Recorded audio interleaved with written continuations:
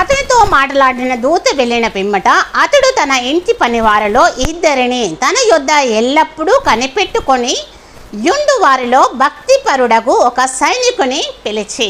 ఇక్కడ వాక్య భాగము మనము గమనించినట్లయితే కొర్నేలికి ఎప్పుడైతే దైవదూత దర్శనమిచ్చి పేతురును పిలవమని ఎప్పుడైతే ఆజ్ఞాపించిందో అప్పుడు కొర్నేలి తన ఇంటి వారిలో ఉన్నటువంటి అతనితో మాట్లాడిన దూత వెళ్ళిన పిమ్మట అతడు తన ఇంటి పనివారిలో, ఎవరైతే కొర్నేలి ఇక్కడ శతాధిపతి అయి ఉంటున్నాడో, కొర్నేలి ఇంటిలో ఎవరైతే పని చేస్తున్నారో వారిలో ఉన్నటువంటి పనివారిలో ఇద్దరిని తన యొద్ద ఎల్లప్పుడూ కూడా కనిపెట్టుకొని ఉండేటువంటి వారు, అందులో వారు భక్తిపరులు అని ఇక్కడ వాక్యం వివరిస్తుంది. భక్తిపరుడకు ఒక సైనికుని పిలిచి.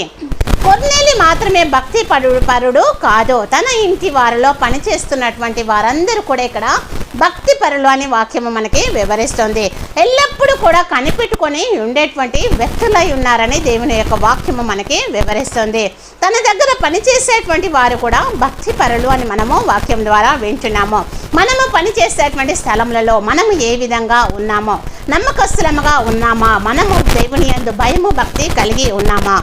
అదేవిధంగా మనము తిమోతికి రాసినటువంటి పత్రిక 6వ అధ్యాయము మనము 2వ వచనం చూసినట్లయితే, విశ్వాసులైన యజమానులు గల దాసులు తమ యజమానులు సహోదరులని వారిని తృణీకరింపక తమ సేవా ఫలము పొందువారు విశ్వాసులను ప్రియులనై ఉన్నారని మరి ఎక్కువగా వారికి సేవ చేయవలెను.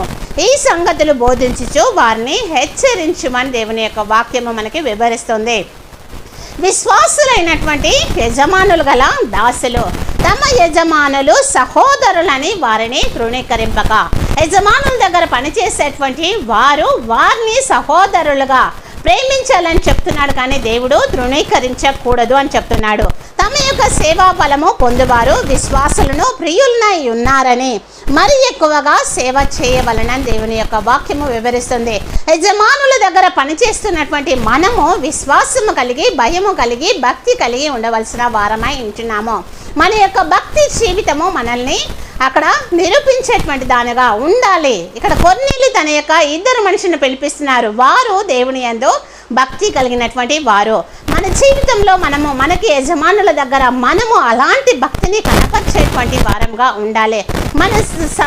మన పని ఏదైనా కావచ్చు, కానీ భక్తిలో మనము విశ్వాసంలో మనము ఆ యొక్క స్థిరమైనటువంటి వారంగా ఉండాలి. ఈ విధంగా మనము ఉండుటకు దేవుడు మనల్ని అందరినీ కూడా సిద్ధపరచును గాక. ఆ విధంగా ఉండుటకు దేవుడు మనల్ని ఆశీర్వదించును గాక. ఆమేన్.